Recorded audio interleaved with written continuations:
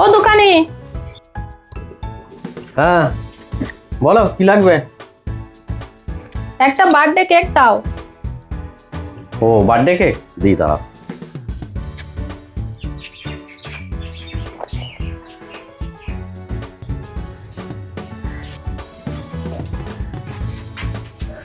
Birthday cake একটা, আর কি? একটা কমফোর্ট দিয়ে দাও। কমফোর্ট একটা, এই যে কমফোর্ট একটা। আর কি লাগবে বলো? একটা নিয়ার তেল দিয়ে দাও। নিহার তেল একটা, এই যে একটা নিহার তেল। আর কি লাগবে? আর এক প্যাকেট পাস্তা দিয়ে দাও। ও পাস্তা এক প্যাকেট, আচ্ছা এই যে পাস্তা এক প্যাকেট। আর কি লাগবে? আর কিছু লাগবে না, হিসাব করে বলো কত হচ্ছে। আচ্ছা কত হচ্ছে? একটা কেক, একটা নিহার তেল, একটা কমফোর্ট, আর হচ্ছে তোমার একটা পাস্তা। 502 টাকা হচ্ছে, 500 টাকা দাও। আচ্ছা ঠিক আছে, এই যে পয়সাটা।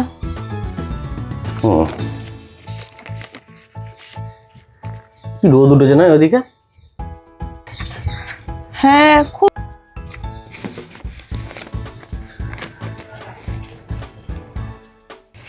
আরে এখানে তো 400 টাকা আছে, আর 100 টাকা দাও, 500 টাকা দাও। ধরো এই পয়সাটা ধরো।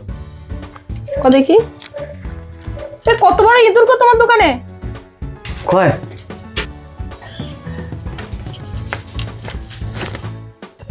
তুমি যে 400 টাকা বললে এর মধ্যে তো 200 টাকা আছে। 200 টাকা? ধরো ধরো ধরো ধরো ধরো, এই দেখো গো 100 টাকা পড়ে গেছে না। ও তোমার 100 টাকা নিচেই পড়ে গিয়েছিল। এই দেখো আমারও 200 টাকা নিচেই পড়ে গেছে। এই দেখো 200, 300, 400, 500। এই নাও 500 টাকা।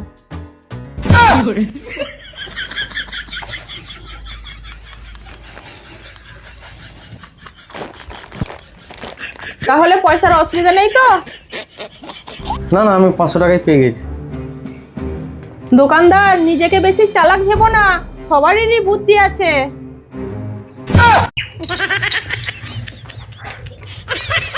যাক বাবা, বহুত বাঁচা বেঁচে গেছি চালাকি করতে।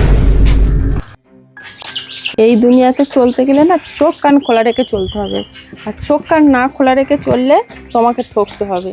যেমন দুনিয়া তেমন চলার ধরনও পাল্টাতে হবে।